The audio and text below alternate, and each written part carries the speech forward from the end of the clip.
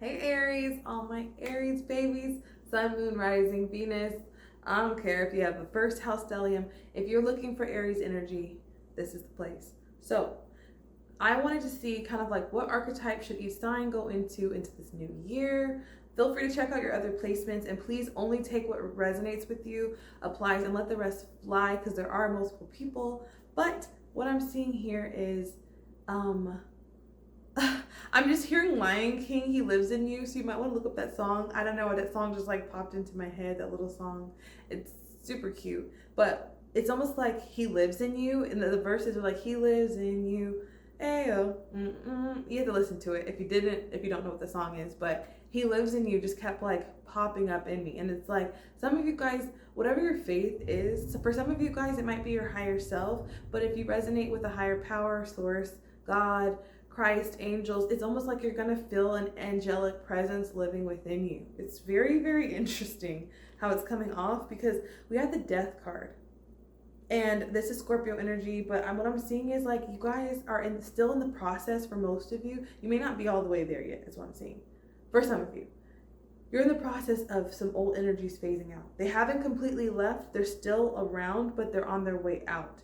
And as they integrate out, you're going to start feeling more of a divine presence in your life coming in, and you're freeing your damn self with a liberator.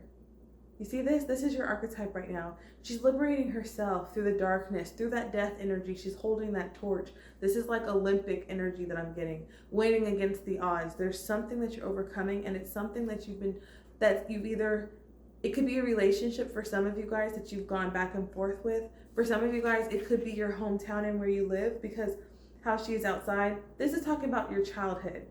Anything that's associated with your childhood. There might be a big chapo. It could be dealing with family members. This could be dealing with soulmates. There's something or someone, and for some of you guys, it's an environment that you're cutting off. It could be a child. For some of you guys, you're like, my child is being cut off, or I'm going to have to cut my child off, or I'm going to have to leave. There's something that you love that you're leaving behind.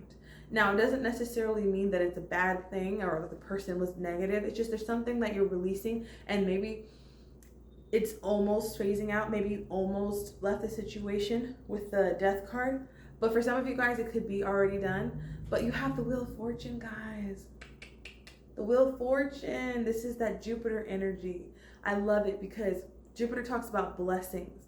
But the thing I love about the Wheel of Fortune is that most of the time people are like, is the fortune good or is the fortune bad?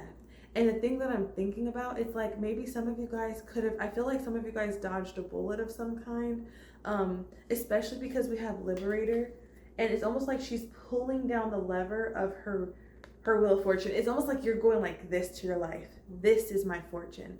This is what I'm grabbing. This is what I want. Instead of, will it happen? Won't it happen? I feel like you're going to feel a divine presence within you because you're no longer hoping that life gets better for some of you guys. And if this is not your energy, it needs to be, okay, Aries, because this energy right here is literally like, my life will be whatever you want it to be. And what I'm seeing here is the Page of Wands, which is totally Aries energy. It's a very youthful, this can talk about moving, being in a new place, kind of being at that fresh eye, bushy-tailed stage of life where things are exciting again, like when you're in college. Or this could be like, for some of you guys, cutting off a dynamic with a child or with someone that is toxic, and that relationship being renewed. So for some of you guys, if you do have a child or you're dealing with something like that, it could be that situation. But for most of you, what I'm picking up on, it's like it's a new fresh energy that's coming in for you guys this year. A lot more playful, a lot less heavy, and you're going to start to see how you can co-create with spirit. Like, you're going to start to see that divine presence, like, wow, my life is so much different. Wow, I have all this energy. Like they said, as you get older, like it's like you might be feeling like you're aging backwards. And so I'm just seeing that's because you chose to liberate yourself. So give yourself the credit, Aries. And if you're kind of hesitant on cutting something off or moving or doing something, I'm seeing that you have the green light to liberate yourself and go and get your Wheel of Fortune. Go ahead and get your Wheel of Fortune, Aries, okay? All right, guys.